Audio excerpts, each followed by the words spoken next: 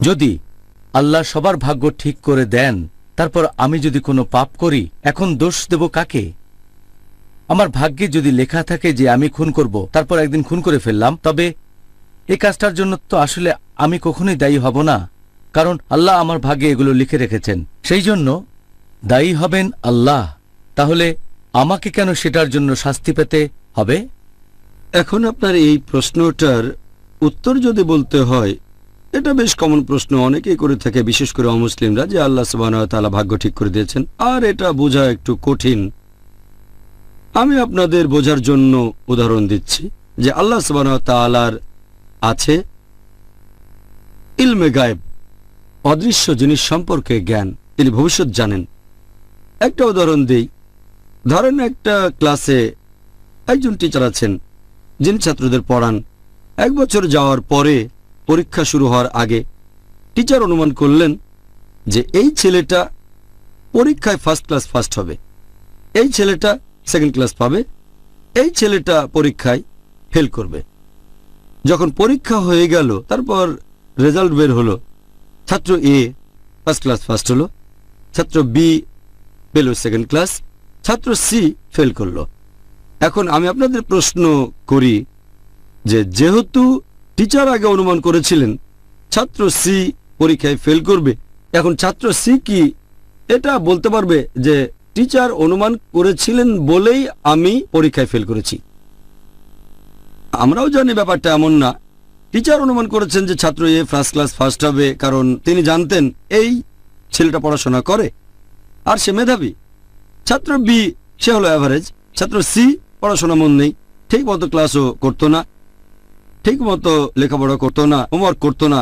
এইসব দেখে টিচার অনুমান করেছিলেন যে ছাত্র সি ফেল করবে, কিন্তু ছাত্র সি টিচারকে দোষ দেবে না যে টিচার অনুমান করেছিলেন আমি ফেল করব, সেজন্যই আমি ফেল করেছি। ফেল করার জন্য ছাত্র সি দায়ী। একইভাবে আল্লাহ সুবহানাহু ওয়া তাআলার আছে ইলমে গায়েব। যেমন ধরেন কোন একজন মানুষ একটা রাস্তার মোড়ে আসলো, সেখান থেকে 5টা রাস্তা 5 দিকে গেছে, রোড 1 2 3 4 5। তার স্বাধীন ইচ্ছা আছে, সে যে কোনো রাস্তায় যেতে পারে, সে বেছে নিল রোড 3 নাম্বার। এখন আল্লাহ তার নিয়তে লিখে রেখেছেন সে 3 নাম্বার রোডে যাবে। ব্যাপারটা এমন না যে আল্লাহ লিখে রেখেছেন বলেই সে এই রাস্তায় যাচ্ছে, আসলে সেরকম না। যেহেতু সে 3 নাম্বার রোড বেছে নেবে, তাই আল্লাহ তাআলা আগে থেকেই লিখে রেখেছেন, কারণ আল্লাহর আছে ইলমে গায়েব।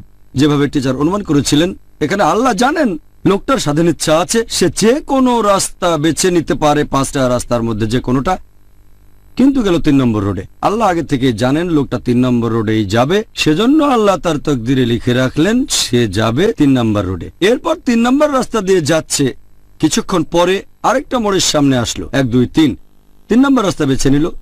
যেহেতু সে 3 নম্বর রাস্তা বেছে নেবে, আল্লাহ এটা আগে থেকে জানতেন, তারা ছিল ইলমে গায়েব। আল্লাহ লিখলেন কিছুক্ষণ সময় পরে লোকটা আরেকটা মোড়ে আসবে, আর সে লোকটা আবার 3 নম্বর রাস্তাটা বেছে নেবে। ব্যাপারটা এমন না যে আল্লাহ তার তকদিরে লিখেছেন 3 নম্বর রাস্তায় যাবে, এজন্যই সে 3 নম্বর রাস্তায় যাচ্ছে।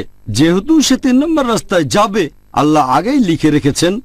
এটা বোঝা একটু কঠিন, তবে আল্লাহ তাআলা রয়েছে ইলমে গায়েব।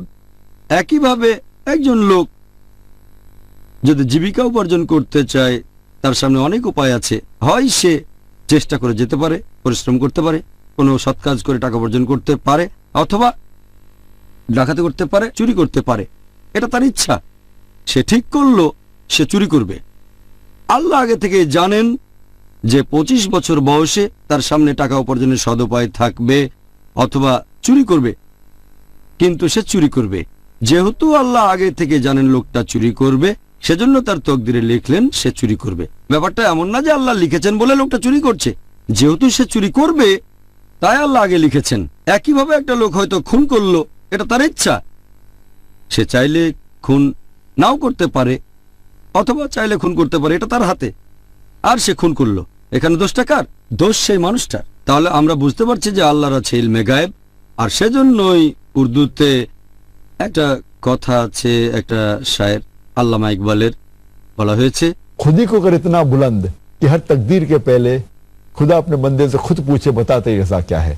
যার মানে নিজেকে এতই মহান করে তোলো যে আল্লাহ তোমার নিয়তি লেখার আগে তোমাকে জিজ্ঞেস করবেন তোমার ইচ্ছাটা কি। ভিডিওটি কেমন লাগলো তা জানাতে অবশ্যই কমেন্ট করুন। ভালো লাগলে লাইক দিন এবং শেয়ার করুন।